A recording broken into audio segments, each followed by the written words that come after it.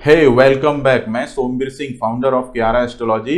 आज मैं मकर लगन के चार्ट पर डिस्कशन करूंगा और आज हम जानेंगे कि मकर लगन की कुंडली में ग्रह किस तरह से रिजल्ट्स देते हैं, मारक कारक ग्रह किस तरह से डिसाइड किए जाते हैं और मांगलिक योग कैसे देखा जाता है, और एक लाइव प्रैक्टिकल करके देखेंगे एक कुंडली के ऊपर कि इस चार्ट में ग्रह किस तरह से रिजल्ट्स देते हैं।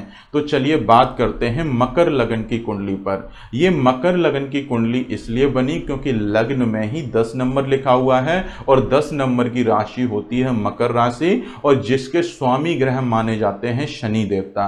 तो शनि देवता इस चार्ट में लग्न के स्वामी हैं, इसलिए वो इस चार्ट में लग्नेश बनेंगे। तो यहां पर शनि देवता कुंडली में पहले घर के मालिक हैं और दूसरे घर के मालिक हैं, क्योंकि शनि देव की पहली मकर राशि कुंडली के पहले घर में लिखी हुई है और कुंभ राशि कुंडली के दूसरे भाव में लिखी हुई है। और दूसरे भाव से हम परिवार की स्थिति देखते हैं, धन के बारे में देखते हैं, बैंक बैलेंस देखते हैं और वाणी देखते हैं कि इंसान किस तरह की वाणी बोलेगा, मीठी वाणी बोलेगा। तो इन सारी चीजों के मालिक बने इस चार्ट में शनि देवता। तो अब शनि देवता ने बृहस्पति देवता को क्या दिया? तो शनि देवता ने बृहस्पति देवता से अपनी शत्रुता निभाते हुए, ये दोनों ही ग्रह आपस में बिटर एनिमी माने जाते हैं, शत्रु माने जाते हैं। तो बृहस्पति देवता से अपनी शत्रुता निभाते हुए उनको तीसरे घर का मालिक बनाया है और 12th हाउस का मालिक बनाया है। तीसरे घर से हम देखते हैं फिजूल का हार्डवर्क, स्वयं का पराक्रम और छोटे भाई बहनों का घर माना जाता है और छोटी मोटी यात्राओं का भी घर माना जाता है। तो बृहस्पति देवता इस चार्ट में तीसरे घर के मालिक हैं और 12th हाउस के मालिक हैं। 12th हाउस होता है हमारे फिजूल के खर्चों का, हॉस्पिटल बिल का, जेल यात्रा का, शैया सुख का। तो ये बृहस्पति देवता इस कुंडली में इन दो घरों के मालिक हैं, जो कि दोनों के दोनों भाव गलत माने जाते हैं। और ऊपर से बृहस्पति देवता लग्नेश के अति शत्रु माने जाते हैं। तो बृहस्पति देवता इस चार्ट में पहले मारक ग्रह बनेंगे, पहले अति मारक ग्रह बनेंगे। अब बृहस्पति देवता की प्लेसमेंट चार्ट में चाहे कहीं भी हो जाए, वो हमेशा बुरा रिजल्ट देंगे। वो सिर्फ एक कंडीशन में अच्छा रिजल्ट दे सकते हैं, अगर बृहस्पति देवता कुंडली के 6, 8, 12वें घर में अगर वो जाकर बैठते हैं तो वो विपरीत राज्यों की थ्योरी में अगर आ जाएंगे तो वो बहुत अच्छा रिजल्ट देंगे। अगर विपरीत राज्यों की थ्योरी में अगर वो नहीं आते हैं तो पूरे चार्ट में बृहस्पति देवता कहीं भी बैठ जाएं, वो हमेशा आपके लिए मुसीबत का रास्ता ही खोलेंगे, एक नई प्रॉब्लम को क्रिएट करेंगे। जातक के फिजूल हार्डवर्क बहुत ज्यादा एक्टिवेट कर देंगे और खर्चों पर कंट्रोल ही नहीं रहेगा। ऐसा जातक के खर्चे संभालने से नहीं संभलेंगे। बृहस्पति की दशांतरा में बहुत सारा वो खर्च करेगा, हॉस्पिटल के बिल एक्टिवेट हो जाएंगे और फिजूल का हार्डवर्क उसका एक्टिवेट हो जाएगा, जिसका कोई मतलब नहीं निकलेगा। सिर्फ बच्चा मेहनत ही करता रह जाएगा और उसके रिजल्ट्स में बहुत बड़ी कमी आ जाएगी। तो बृहस्पति देवता इस चार्ट में मारक ग्रह बनते हैं। अब बात करते हैं मंगल देवता को इस चार्ट में क्या मिला। तो मंगल देवता इस चार्ट में चौथे घर के मालिक हैं और 11th हाउस के मालिक हैं। अब मंगल देवता और शनि देवता आपस में शत्रु ग्रह माने जाते हैं, क्योंकि शनि देवता एक पापी ग्रह माने जाते हैं और वो दानव कैटेगरी के ग्रह हैं और मंगल देवता जो हैं देवताओं के सेनापति माने जाते हैं। तो दोनों की पार्टियां अलग अलग हो गई। अब दोनों की जब पार्टियां अलग अलग हैं तो वो आपस में शत्रु माने जाएंगे। तो मंगल देवता को इस चार्ट में एक बहुत अच्छे घर के मालिक हो गए। तो मंगल देवता चौथे घर के मालिक हैं। चौथे घर से हम देखते हैं सारी सुख सुविधाएं, माता, भूमि, वाहन, प्रॉपर्टी, गाड़ी, बंगला, इन सारी चीजों की स्थिति देखते हैं। तो ये सारी सुख सुविधाओं के घर का मालिक है। और मंगल देवता की दूसरी राशि वृश्चिक राशि कुंडली के 11th हाउस में लिखी है। 11th हाउस से हम छोटे मोटे रोग देखते हैं, इनकम देखते हैं, मन की इच्छाएं देखते हैं और लाभ देखते हैं कि हमारा जो भी हमारा प्रोफेशन है उस प्रोफेशन से हमारी कितनी इनकम जनरेट होगी। तो इस चार्ट में मंगल देवता सारी सुख सुविधाओं के मालिक हैं और लाभ के घर के मालिक हैं। तो मंगल देवता को इस चार्ट में दोनों के दोनों भाव एक तरह से अच्छे मिल गए। 11th हाउस से हम छोटे मोटे रोग देखते हैं, तो जब भी मंगल देवता की दशा अंतरा चलेगी वो छोटे मोटे रोग जरूर डेवलप करेगी, लेकिन मंगल देवता की दशा अंतरा अगर वो अच्छे घर में बैठे हुए हैं तो वो बहुत अच्छा रिजल्ट्स देगी, क्योंकि वो इस कुंडली में एक समग्रह की उपाधि लेकर बैठे हुए हैं। समग्रह क्या होता है कि वो ग्रह जो कुंडली में अच्छे घरों का मालिक हो और लग्नेश का एंटी पार्टी हो या शत्रु हो, तो वैसे में वो ग्रह समग्रह माना जाता है। तो मंगल देवता शनि देव के शत्रु हैं और अच्छे घरों के मालिक हैं, इसलिए मंगल देवता इस चार्ट में एक एवरेज प्लेनेट माने जाएंगे, समग्रह माने जाएंगे।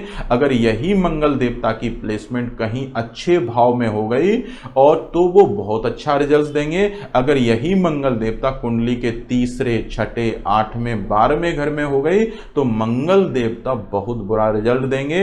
वो अपने अगर तीसरे हाउस कारक भाव माना जाता है, अगर वो अपने कारक भाव में बैठेंगे तो छोटे भाई बहनों से सपोर्टिव जरूर बना देंगे, लेकिन जातक की मेहनत को बहुत बढ़ा देंगे, हार्ड वर्किंग करवा देंगे उसको, और फिजूल का हार्ड वर्क करा के उसके रिजल्ट में कमी करके रखेंगे। वो सिर्फ छोटे भाई बहनों के लिए सपोर्टिव बना देंगे 3rd हाउस में।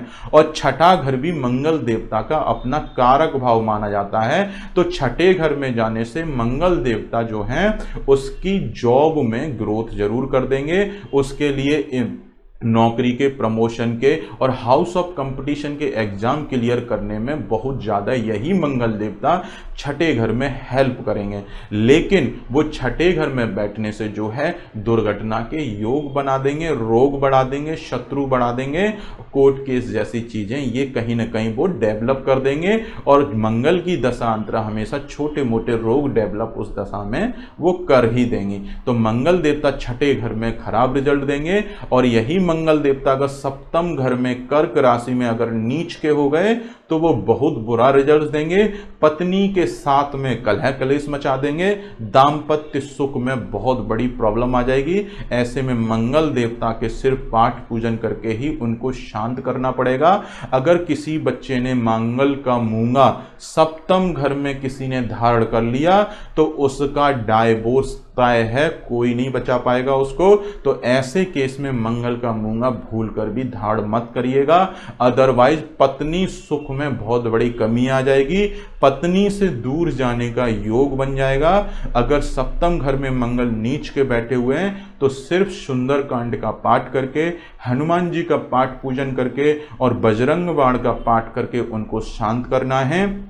और हर मंगलवार को कोई भी लाल कलर की चीज का आपको दान करना है। जैसे हनुमान जी पर आप सिंदूर भी चढ़ा सकते हैं, पान के पत्ते चढ़ा सकते हैं, और मसूर की दाल मंगलवार को जरूर दान करनी पड़ेगी। ऐसे केस में अगर मंगल देवता सप्तम घर में बैठेंगे तो बहुत बुरी प्रॉब्लम क्रिएट करेंगे। और जब यहाँ से सप्तम घर में बैठ के जो उनकी चौथी दृष्टि कामकाज पर पड़ेगी, वो कामकाज को ही अनस्टेबल कर देंगे, कामकाज चलने नहीं देंगे। और जो इनकी सप्तम दृष्टि लग्न पर पड़ेगी वो जातक के लिए बहुत ज्यादा गुस्सैल बना देंगे, भड़कीला स्वभाव बना देंगे, अग्रेसिव बना देंगे और कहीं ना कहीं हेल्थ को डिस्टर्ब करके रख देंगे।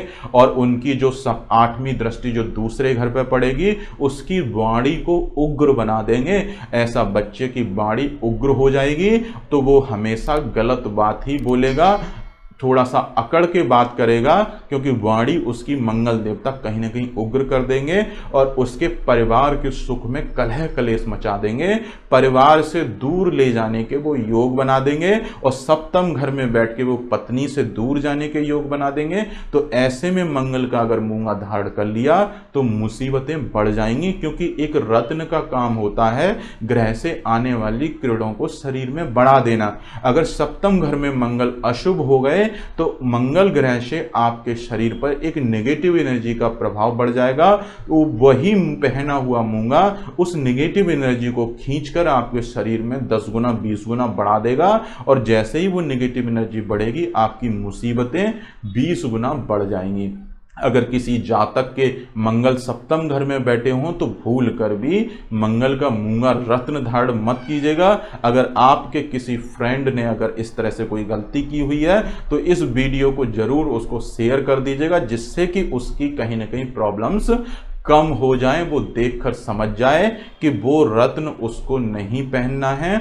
तो मंगल देवता सप्तम घर में एक मारक ग्रह की तरह रिजल्ट देंगे। अगर यही मंगल अष्टम घर में अशुभ हो जाएं तो भी वो बहुत बुरा रिजल्ट देंगे, और उनकी जो चौथी दृष्टि जो लाभ के घर पर पड़ेगी वो लाभ में बहुत बड़ी कमी लेके आ जाएगी, और सातवीं दृष्टि जो दूसरे घर पर पड़ेगी पारिवारिक कलह मचा देगी, और उनकी जो आठवीं दृष्टि जो थर्ड हाउस पर पड़ेगी वो इनके फिजूल के हार्ड वर्क एक्टिवेट करा देगी। सिर्फ छोटी मोटी यात्राएं करवाती रहेगी, हार्ड वर्क करवाती रहेगी, और उन यात्राओं से उसको बिल्कुल भी लाभ नहीं मिलने देगी, क्योंकि अब बच्चे का मंगल जो है अशुभ हो चुके हैं और शरीर में वो रक्त के कारक होते हैं। तो ऐसे में उसके शरीर में ब्लड में कमी आ जाएगी और उसको रक्त से रिलेटेड हेल्थ प्रॉब्लम आना चालू हो जाएंगे, जैसे कि कहीं ना कहीं उसको कैंसर जरूर डिटेक्ट हो सकता है। अगर यही मंगल अष्टम घर में अगर हाई डिग्री पर बैठे हुए हैं, 15-16 डिग्री पर अगर बैठे हुए हैं और कहीं गलती से बकरियां चल गए तो ऐसे बच्चे को कैंसर होना तय है, क्योंकि वो पूरा ब्लड खराब कर देंगे।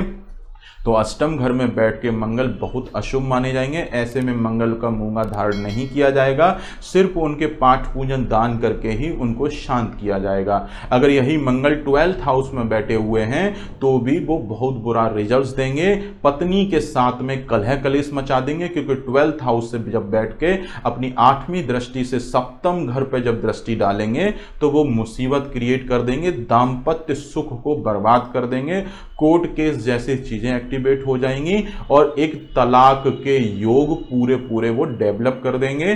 तो यहां पर अगर अष्टम घर में मंगल बैठे हों तो सिर्फ मंगल का पाठ पूजन दान करके ही उनको शांत करना है, उनका रत्न धारण नहीं करना है। तो मकर लगन के चार्ट में मंगल देवता अगर तीसरे, छठे, 8वें, 12वें और सप्तम घर में बैठे हों तो मंगल का मूंगा भूल कर भी धारण मत कीजिएगा, अदरवाइज वो मुसीबतों को 10 गुना बढ़ा देगा। अगर बाकी के ग्रहों में मंगल कहीं भी बैठे हों तो आप रत्न एक बार को धारण कर सकते हैं, वो आपको प्रॉब्लम नहीं देगा और वो अच्छा रिजल्ट्स देने में बाध्य हो जाएगा। तो अब बात करते हैं बुध देवता की। इस चार्ट में शनि देवता ने बुध देवता को क्या दिया। बुध देवता इस चार्ट में छठे घर के मालिक हैं और 9th हाउस के मालिक हैं।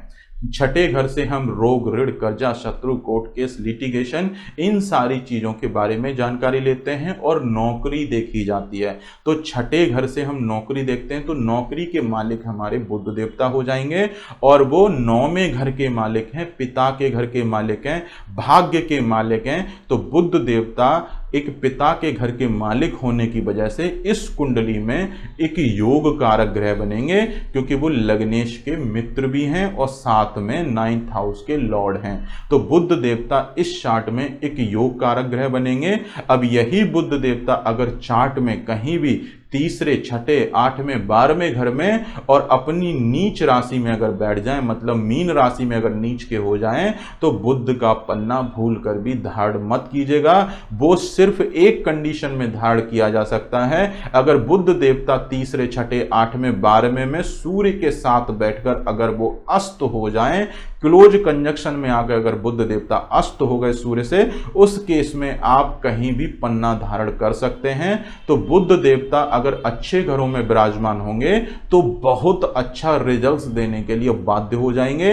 अच्छे घरों में यही बुध देवता बैठेंगे तो रोग नहीं बढ़ने देंगे, शत्रुओं को खत्म करते रहेंगे, हेल्थ प्रॉब्लम जल्दी आने नहीं देंगे, और बाकी के इनका अगर स्टोन पहन लिया तो पूरी तरह से हम हेल्थ को रिकवरी जरूर कर लेंगे। अगर वो सिर्फ अच्छे घरों में बैठे हैं तभी ऐसा होगा, अगर वो कहीं गलत घर में जाकर अशुभ हो गए तो वही बुध देव प्रॉब्लम क्रिएट कर देंगे। अब बात करते हैं इस चार्ट में शुक्र देवता को क्या मिला। तो शुक्र देवता इस चार्ट में 5वें घर के मालिक हैं और 10th हाउस के मालिक हैं। तो शुक्र देवता की वृष राशि कुंडली के 5म घर में लिखी हुई है और तुला राशि कुंडली के 10th हाउस में लिखी हुई है। तो शुक्र देवता संतान के घर के मालिक हैं और कामकाज के मालिक हैं, दोनों ही अच्छे घरों के मालिक बना दिया और लग्नेश के मित्र भी हैं। तो शुक्र देवता इस चार्ट में एक योग कारक ग्रह कंसीडर किए जाएंगे। अब शुक्र देवता की प्लेसमेंट डिसाइड करेगी कि वो कहां बैठकर कैसा रिजल्ट देंगे। अगर यही शुक्र देवता कुंडली के 3रे, 6ठे, 8वें, 12वें में जाके बैठेंगे तो वो अशुभ माने जाएंगे, क्योंकि ये भाव कुंडली के गलत भाव माने जाते हैं। और एक योग कारक ग्रह अगर गलत भाव में जाकर बैठेगा तो वो अशुभ हो जाएगा। ठीक उसी तरह से अगर कोई समाज का साधु संत अगर गलत जगह जाके बैठेगा, शराब के ठेके पर जाकर बैठेगा, तो ऐसा साधु अशुभ माना जाता है। ऐसे में अगर उस साधु को और पैसे दिए तो वो और बर्बादी कर देगा और दारू पीना चालू कर देगा। तो ऐसे में उसको पैसे नहीं देने हैं। ठीक उसी तरह से अगर यही शुक्र देवता 3रे, 6ठे, 8वें, 12वें में अगर बैठेंगे तो वो अशुभ माने जाएंगे। और अगर वो उदय अवस्था में बैठे हुए हैं और आपने नग धारण कर लिया उनका, तो उनकी अशुभता और बढ़ जाएगी, क्योंकि वो अशुभ हो चुके हैं और उनको पैसे दिए तो वो और बर्बादी क्रिएट कर देंगे। तो ऐसे में 3रे, 6ठे, 8वें, 12वें में उनके रत्न धारण नहीं किए जाएंगे। बाकी के वो कहीं भी अच्छे घरों में बैठे हों तो शुक्र देवता बहुत अच्छा रिजल्ट देने के लिए वो बाध्य हो जाएंगे। अब बात करते हैं चंद्र देवता की। चंद्र देवता इस कुंडली में 7म घर के मालिक हैं, जो कि लग्नेश के अति शत्रु हैं। तो शनि और चंद्र की अति शत्रुता देखते हुए शनि देवता ने चंद्र देवता को 7म घर का मालिक बना दिया। और अष्टम टू अष्टम थ्योरी के हिसाब से चंद्र देवता इस चार्ट में एक मारक ग्रह बनेंगे। मारक ग्रह इसलिए बनेंगे क्योंकि वो लग्नेश के शत्रु हैं, जैसा कि मैंने आपको पिछले वीडियोज में समझाया था। तो चंद्र देवता इस चार्ट में एक मारक ग्रह हैं। वो उनकी दशा अंतरा जब भी चलेगी हमेशा प्रॉब्लम लेके आएगी, क्योंकि वो आपके शरीर के शत्रु बन चुके हैं।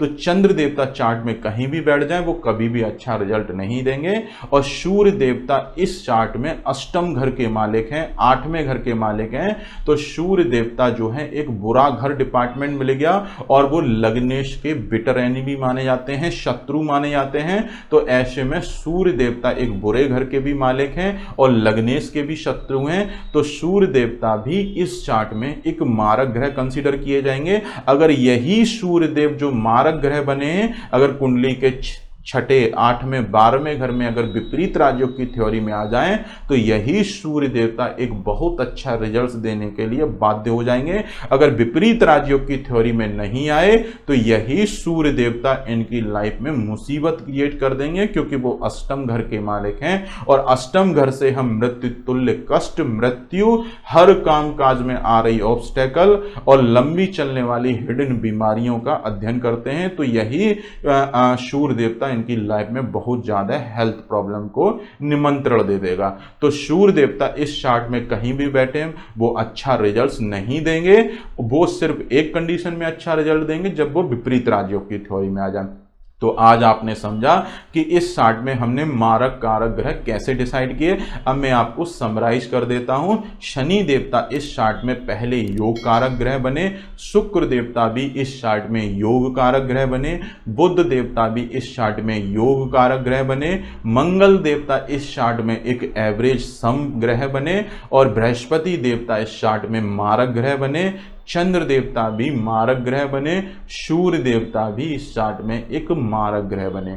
और अब हम एक लाइव प्रैक्टिस करेंगे एक कुंडली को लेकर और जानेंगे कि वो ग्रह किस तरह से रिजल्ट्स दे रहे हैं, किस ग्रह का हमको दान करना पड़ेगा और किस ग्रह के रत्न मैंडेटरी हो जाएंगे। इन सारी चीजों के लेकर हम डिस्कस करते हैं। इनके चार्ट में शनि देवता 2nd हाउस में बैठे हुए हैं, राहु 5th हाउस में बैठा हुआ है, केतु 11th हाउस में बैठे हुए हैं और बृहस्पति देवता कुंडली के 6ठे घर में बैठे हुए हैं, बुध देवता 7th घर में बैठे हुए हैं, चंद्र और सूर्य 8th घर में बैठे हुए हैं, शुक्र कन्या राशि में नीच के होके 9th हाउस में बैठे हुए हैं, मंगल 10th हाउस में बैठे हुए हैं।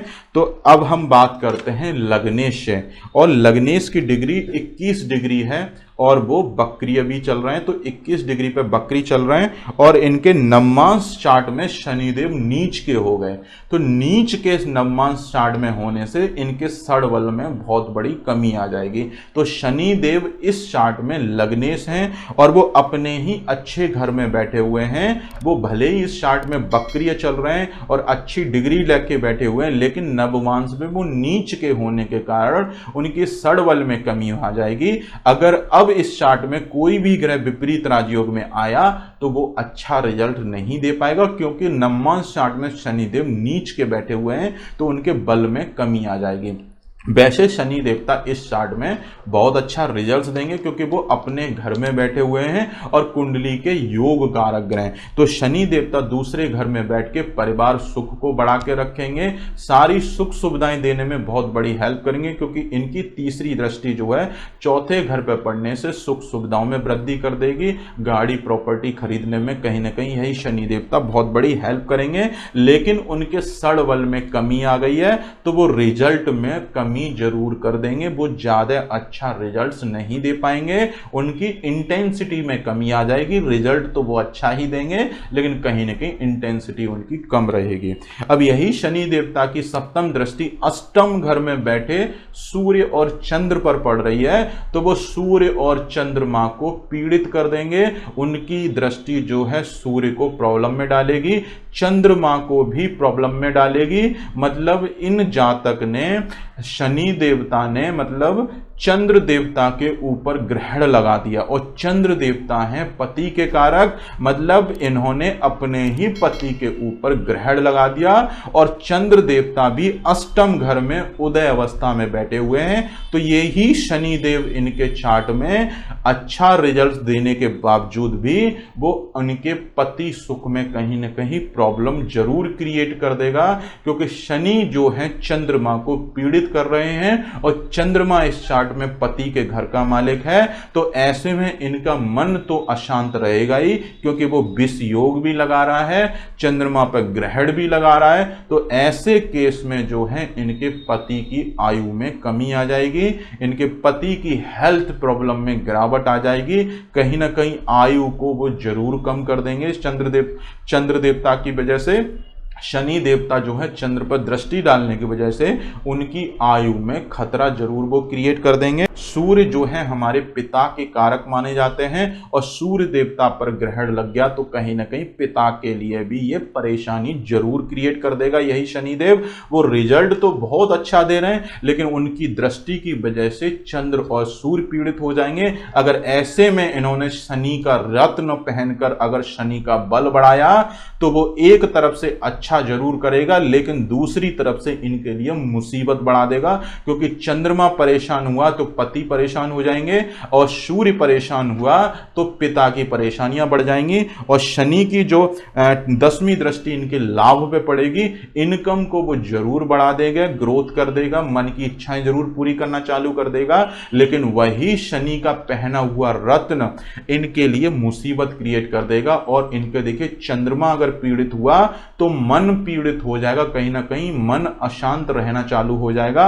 और चंद्रमा माता का भी कारक होती है, तो चंद्रमा की वजह से कहीं ना कहीं मां को भी परेशानी आना चालू हो जाएगी। और चंद्रमा जो है हमारी आंखों के रोग देखते हैं चंद्रमा से, और सूर्य से भी हम आंखों को रोग देखते हैं। और शनि देवता खुद दूसरे घर में बैठ के इन दोनों घरों को पीड़ित करेंगे, तो इनको आंखों से संबंधित परेशानी होने का योग बना देगा, और मानसिक रोगी भी वो बना देगा, क्योंकि चंद्रमा पर ग्रहण लगा तो कहीं ना कहीं मन का रोग जरूर लग जाएगा। मन अशांत रहने का, मन में हमेशा कुछ न कुछ चिंताएं रहने का और अशांत रहने का वो पूरा योग डेवलप कर देगा यहां पर बैठकर। और लंबी चलने वाली सूर्य और चंद्र प्रॉब्लम क्रिएट कर देंगे, क्योंकि शनि की दृष्टि ही पहले ही उनको प्रॉब्लम दे रही है, साथ में वो बुरे घर में बैठे हुए हैं। तो ऐसे में सूर्य चंद्रमा प्रॉब्लम, इनकी हेल्थ में गिरावट जरूर लेके आ जाएंगे। लंबी चलने वाली बीमारी धीमे धीमे वो डेवलप कर रहे हैं, लेकिन जल्दी वो पकड़ में नहीं आएंगे, वो डेवलप जरूर कर रहे हैं। अब बात करते हैं शुक्र देवता। शुक्र देवता इस चार्ट में नीच के बैठे हुए हैं। पंचम घर का मालिक नीच का बैठा हुआ है पिता के घर में, तो ये पिता की ग्रोथ में यही शुक्र देवता मुसीबत क्रिएट करेगा, भाग्य में कमी कर देगा, फिजूल का हार्डवर्क एक्टिवेट कर देगा, क्योंकि शुक्र की सप्तम दृष्टि इनके थर्ड हाउस पर पड़ेगी, तो फिजूल का हार्डवर्क एक्टिवेट कर देगा। और बच्चे को उठा के नीच का कर दिया तो बच्चों की ग्रोथ में कमी आ जाएगी। संतान कहीं ना कहीं जब इनकी होने वाली होगी तो उसमें डिले होने के भी वो योग बना देगा, क्योंकि इनके पंचम घर का मालिक की पोजीशन गलत हो गई, तो संतान उत्पत्ति होने में भी कहीं ना कहीं छोटी मोटी परेशानी आती है। तो ऐसे में शुक्र देवता नीच के हो गए तो संतान होने के बावजूद भी इनकी संतान की ग्रोथ में थोड़ी सी कमी आ जाएगी। अब कितनी कमी आ जाएगी वो डिपेंड करेगा इनके शुक्र की डिग्री पर। शुक्र की डिग्री इस चार्ट में जो है 14 डिग्री के हैं, तो बहुत ज़्यादा कमी कर सकते हैं, संतान की ये समस्याएं बढ़ा सकते हैं। लेकिन दूसरे एंड से इनके राहु और केतु पंचम घर में और 11th हाउस में उच्च के बैठे हुए हैं, तो यही राहु केतु संतान को प्रोटेक्शन भी देंगे। जो शुक्र देवता नीच के होके इनकी संतान को जो कष्ट देने पर लगे हुए हैं, संतान की जो ग्रोथ नहीं होने दे रहे हैं, लेकिन दूसरे एंड से राहु केतु इनके चार्ट में उच्च के बैठ गए। अब जब भी राहु केतु चार्ट में उच्च के हों और उनके भाव बहुत अच्छे हों, तो ऐसे दोनों राहु केतु बाध्य हो जाते हैं अच्छा रिजल्ट देने के लिए।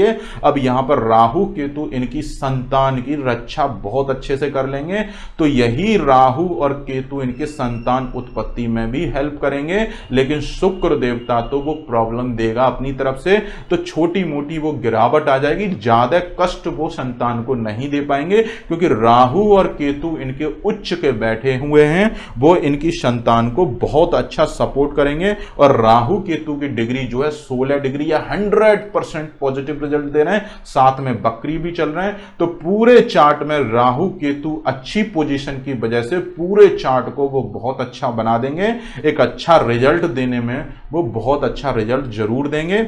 इनके इनकम को रेगुलर बना के रखेंगे, इनकम में जल्दी डाउनफॉल नहीं आने देंगे। तो यही राहु की दृष्टि जो है शुक्र के ऊपर पड़ेगी, तो राहु जो है शुक्र को कहीं ना कहीं थोड़ा बहुत कंट्रोल जरूर कर लेगा, लेकिन वो जो है अपने गुरु को कंट्रोल ज्यादा नहीं कर पाएगा, क्योंकि शुक्र देवता इस चार्ट में गुरु हैं। शुक्र देवता दानवों के गुरु माने जाते हैं और राहु उनका वो माना जाता है, शिष्य माना जाता है। तो एक शिष्य अपने गुरु को ज्यादा कंट्रोल नहीं कर पाएगा, तो ऐसे में राहु की दृष्टि ज्यादा प्रभाव शुक्र पर नहीं डाल पाएगी। तो ऐसे में शुक्र थोड़ा बहुत फिर भी संतान की ग्रोथ में थोड़ा 19-20 कमी लेके आएगा, ज्यादा कमी वो राहु क्रिएट करने नहीं देगा। अब राहु की दृष्टि इनके नाइन्थ दृष्टि राहु की इनके लग्न पर पड़ेगी, तो वो बहुत अच्छा नॉलेजेबल पर्सन बना देगा, ज्ञानवान बना देगा, दुनियादारी की समझदारी का भी योग बना देगा। केतु की सप्तम दृष्टि इनके पति सुख पर पड़ेगी, तो पति सुख में यही केतु देवता बहुत बड़ी हेल्प करेगा। और बुध देवता जो है इस चार्ट में एक योग कारक ग्रह बने थे और बुध देवता सप्तम घर में बैठे हुए हैं, तो यही बुध देवता भी इनके जो है दाम्पत्य सुख में बढ़ोतरी करने में हेल्प करेगा। लेकिन सप्तम घर का मालिक चंद्रमा पीड़ित हो गया है, तो कहीं ना कहीं उनकी आयु में जरूर कमी आ जाएगी, क्योंकि चंद्रमा मृत्यु वाले स्थान मर जाके बैठा है, तो कहीं ना कहीं उनकी आयु में जरूर वो कमी जरूर कर देगा, क्योंकि चंद्रमा पर ग्रहण लग गया।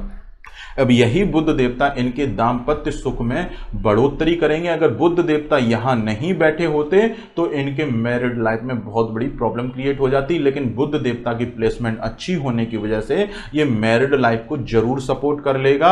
चंद्रमा इनकी आयु को, पति की आयु को थोड़ा सा कम जरूर कर देगा, परेशानियों को बढ़ा देगा, आंखों से रिलेटेड इनको हेल्थ प्रॉब्लम देने का पूरा वो योग जरूर बन जाएगा। शनि की दृष्टि की वजह से जो ग्रहण लग रहा है, चंद्रमा सूर्य की वजह से आंखों के रोग होने के वो योग बन जाएंगे। और जो बुध देव जो सप्तम घर में बैठे हैं दाम्पत्य सुख को अच्छा करने में हेल्प करेंगे। और बुध देवता इस चार्ट में 24 डिग्री पर बैठे हुए हैं मृत अवस्था में, तो वो ज्यादा अच्छा रिजल्ट नहीं दे पाएंगे, तो रिजल्ट में कमी आ जाएगी। लेकिन बुध की जो सप्तम दृष्टि लग्न पर पड़ेगी तो इनको नॉलेजेबल, दिमाग तेज बहुत कर देगा, बुद्धिमान बना देगा इनको, क्योंकि उनकी दृष्टि लग्न पर पड़ने से ऐसा इंसान नॉलेजेबल बहुत हो जाता है, दिमाग बहुत तेज चलता है। और बुध देवता की जब भी दशा अंतरा चलेगी तो इनके रोग कम होने का योग बन जाएगा। तो बुध देवता इस चार्ट में बहुत अच्छा रिजल्ट्स दे रहे हैं। अब आते हैं मंगल देवता।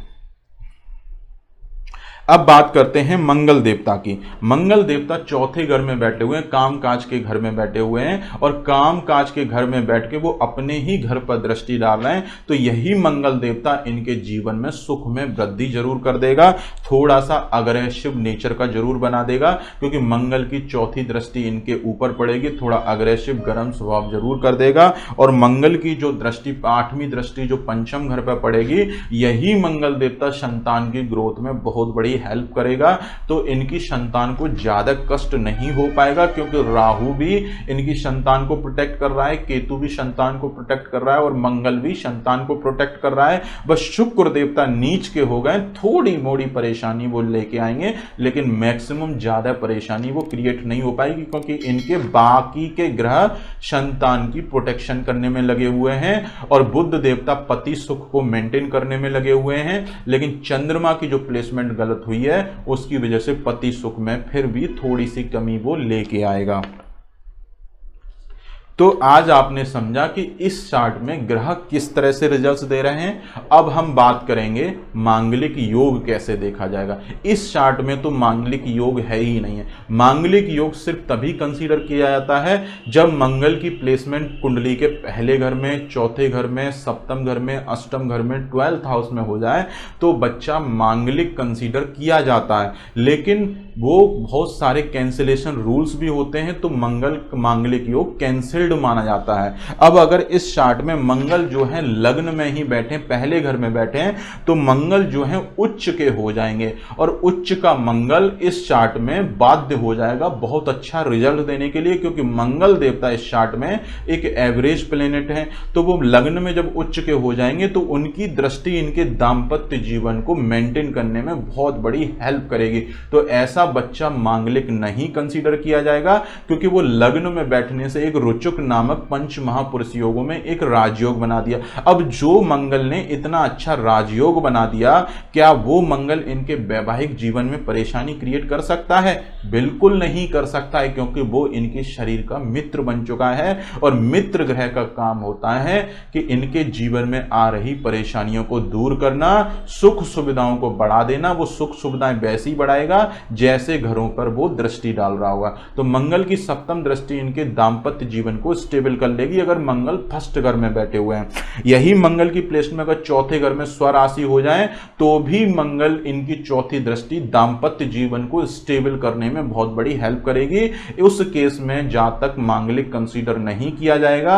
अगर यही मंगल कुंडली के सप्तम घर में नीच के हो जाए, जब कोई ग्रह नीच का हो जाता है तो वो अशुभ माना जाता है, तो ऐसे केस में जातक मांगलिक कंसीडर किया जाएगा। तो इस चार्ट में अगर मंगल सप्तम घर में बैठेंगे तो मांगलिक कंसीडर किया जाएगा।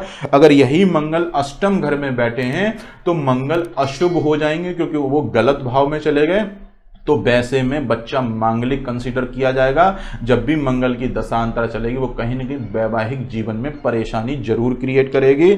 और अगर मंगल की प्लेसमेंट यही 12th हाउस में हो जाए, धनु राशि में, तो जातक मांगलिक कंसीडर नहीं किया जाएगा, क्योंकि धनु राशि जो है बृहस्पति देवता की मूल त्रिकोण राशि है। जब भी मंगल देवता धनु राशि के मूल त्रिकोण राशि में 12th हाउस में बैठते हैं तो उनके बुरे प्रभाव शांत हो जाते हैं। लेकिन मंगल मारक ही कंसीडर किया जाएगा, क्योंकि वो इनके जो है दशा जब भी मंगल की चलेगी वो अशुभ ही माना जाएगा, कहीं ना कहीं वो बुरा रिजल्ट जरूर देगा। लेकिन जो उनके जो अग्नि तत्व से रिलेटेड जो लक्षण होते हैं, वैवाहिक जीवन में जो परेशानी क्रिएट करते हैं, वो धनु राशि में जाने से जो है बृहस्पति देवता के घर में जाने की वजह से वो अशुभ प्रभाव शांत हो जाते हैं। लेकिन मंगल की दशा अंतरा जब 12th हाउस में बैठेंगे तो इनके जीवन में वो परेशानी जरूर क्रिएट करेंगे। तो आज आपने जाना मकर लगन के चार्ट में मांगलिक जातक कहां कहां पर होता है। अगर मंगल सप्तम घर में, अष्टम घर में बैठे तो जातक मांगलिक कंसीडर किया जाएगा, अदरवाइज वो मांगलिक कंसीडर नहीं किया जाएगा। अगर सप्तम घर में मंगल सूर्य से अस्त हो जाए, 0 डिग्री हो जाए, 29 डिग्री हो जाए, मंगल राहु की कोई युति बन जाए, मंगल बृहस्पति की कोई युति बन जाए, मंगल शनि की कोई युति बन जाए, या शनि की दृष्टि मंगल के ऊपर आ जाए, या बृहस्पति की दृष्टि मंगल के ऊपर आ जाए, तो वो उस केस में भी मांगलिक योग कैंसिल्ड हो जाएगा। अगर अष्टम घर के में बैठ के भी अगर इस तरह के कोई कैंसिलेशन रूल अप्लाई होते हैं तो भी जातक का मांगलिक योग कैंसिल्ड माना जाएगा।